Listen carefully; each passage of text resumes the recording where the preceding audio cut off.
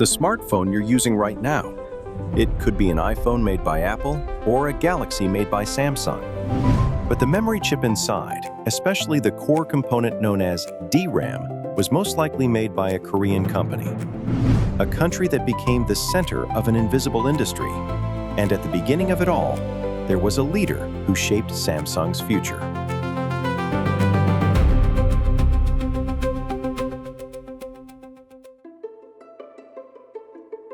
In the 1980s, the memory semiconductor market was dominated by the United States and Japan.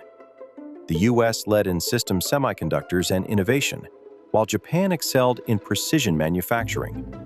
Compared to them, Korea started late.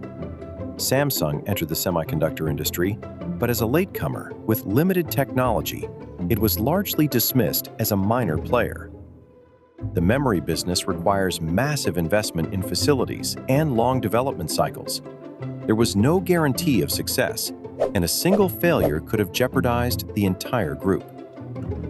Inside Samsung, there were serious concerns. It's too early. The risk is too high. But Chairman Lee Kun-hee, who led Samsung at the time, did not stop investing. He wasn't focused on short-term profit. He was looking at the direction of the industry. He believed that in the digital age, data would grow exponentially. Over several years, massive investments and R&D continued. Market share began to rise, and revenue started to grow.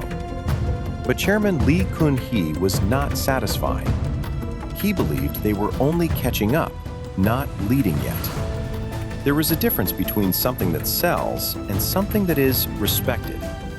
In semiconductors, good enough was not an option for survival.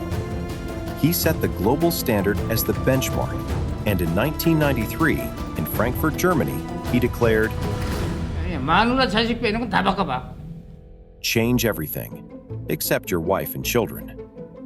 That declaration for transformation would soon be put to the test. In 1995, defects were found in Samsung's mobile phones.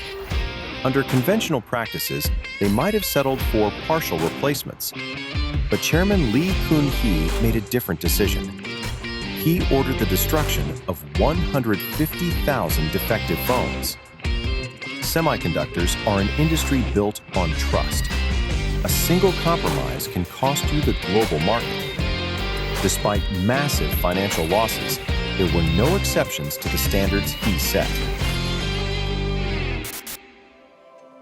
Memory is not an industry where investment pays off overnight. It requires infrastructure, research, and above all, time. While many companies were preoccupied with quarterly earnings, Chairman Lee Kun-hee was looking a decade ahead. Losses continued, and even the IMF financial crisis hit. At a time when cutting investment was the norm, he did not stop. Technology accumulates. The digital era will come, and data will grow exponentially. Ultimately, he was looking not at the present, but at the structure of the industry. Ultimately, time proved him right. Today, smartphones are part of everyday life. Cloud computing has expanded, and AI learns from massive amounts of data. All of these technologies run on high-performance memory. Today, Samsung ranks #1 in the global DRAM market. A significant portion of the world's memory chips is produced in Korea. If Korean memory supply were to stop, global digital industries would slow down. A latecomer has become the invisible center of a critical global industry. Sometimes, one person's decision can change the course of a nation. A choice made in the face of risk, standards that never compromised, and a direction maintained even in crisis. Doubting yourself at your peak and believing in the future at your lowest. The insight and decisions of one leader transformed not just a company, but an entire nation's industry, and continue to power our phones and servers today. Lee Kun-hee, Steve Jobs, a business leader who foresaw the future and changed an industry. Is there a great business leader like them in your country? Please leave just one name in the comments. If you enjoyed this, please like and subscribe.